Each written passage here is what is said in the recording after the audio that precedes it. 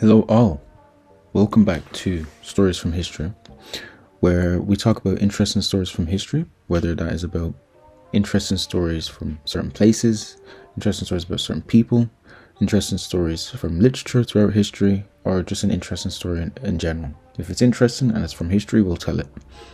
And today we have a very interesting story, or rather a character analysis about a great hero, the hero Hector from the Iliad. So let's get right into it.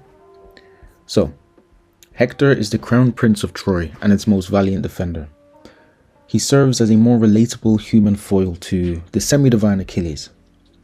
And unlike Achilles, who fights for personal glory, Hector is motivated by a deep familial sense of duty to his, family and city. He is the ultimate family man in the Iliad. He expresses sincere love for his wife Andromache, and he hopes that his son Astyanax will one day surpass his own greatness. He consistently displays chivalry and even treats his enemies with respect and kindness, even providing them with gifts. He is a reluctant warrior. While he is Troy's greatest fighter, he disdains the war and that his brother Paris has started, the Trojan War. And he fights not for bloodlust, but because he feels honor-bound to protect his family. He does have a tragic flaw, however, which is hubris, and which is his pride. And his overconfidence leads him to make a couple of different errors, most notably ignoring the wise counsel of Polydamas to retreat with his forces from the Greeks towards the end of the poem, which ultimately leaves the Trojan army exposed outside of the city walls. And this leads to his last stand with Achilles in book 22. Now at this point, some of you may know, Hector has been fighting with some of the Greek heroes, and he comes across Achilles' best friend Patroclus, who he manages to defeat in combat.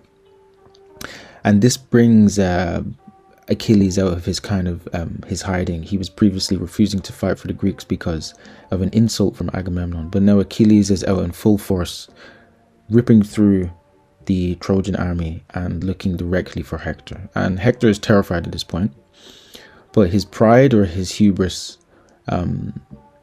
it forces him to stay outside the city gates and wait for Achilles, as he feels shame because the tactical errors he made previously and not listening to Polydamas.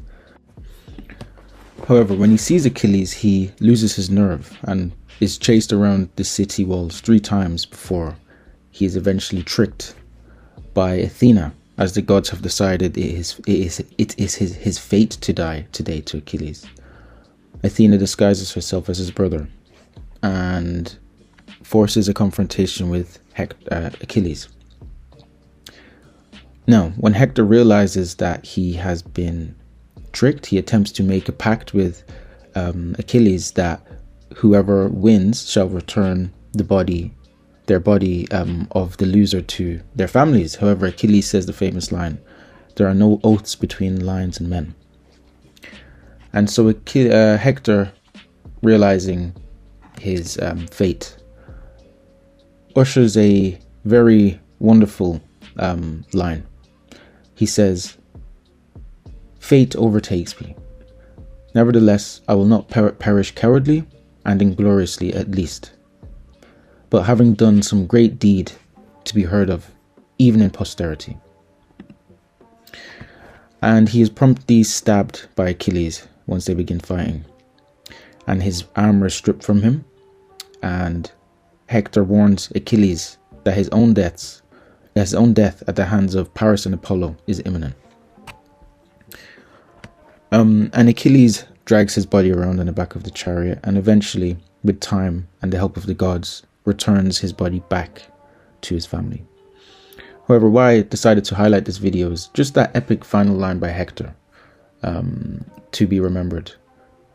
"Fate overtakes me. Nevertheless, I will not perish cowardly and ingloriously, at least, by having done some great deed to be heard of, even by posterity." And I think it's a very important character analysis line to check on, because it's quite the fighter's attitude of accepting that in life sometimes your fate is beyond you, and the only thing that you can hope to do is perhaps something great that others may speak of one day. But the key point is that no one can avoid their fate. They can only control the actions they have in front of them, and hopefully they can achieve something great with that. So, hope you enjoyed that quick video. If you do enjoy these type of character analysis, do let us know. We're happy to do more. But yeah, just wanted to share that with you guys. This is Stories from History signing out. Keep studying, keep reading. Have a great day.